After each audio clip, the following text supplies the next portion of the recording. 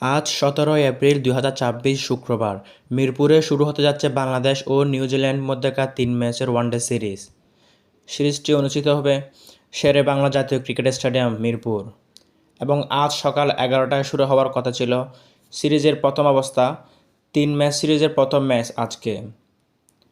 Match highlights ও কন্ডিশনীয় থাকছে। বাংলাদেশ দলকে নেতৃত্ব দিচ্ছেন মেহেদী হাসান মিরাজ, অন্যদিকে নিউজিল্যান্ড দলে টম লাথাম, উইল ইয়াং ও হেনরি নিকোলসের মতো অভিজ্ঞদের পাশাপাশি বেশ কয়েকজন তরুণ ক্রিকেটার রয়েছেন। আবহাওয়া ও উইকেট নিয়ে থাকছে।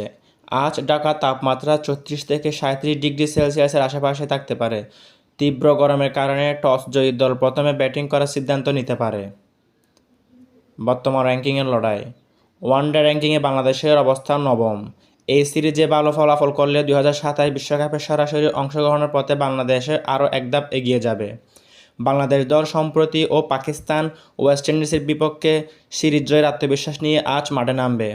আপনার কি মনে হয়, আজ টাইগাররা জয় দিয়ে সিরিজ শুরু করতে পারবে কি?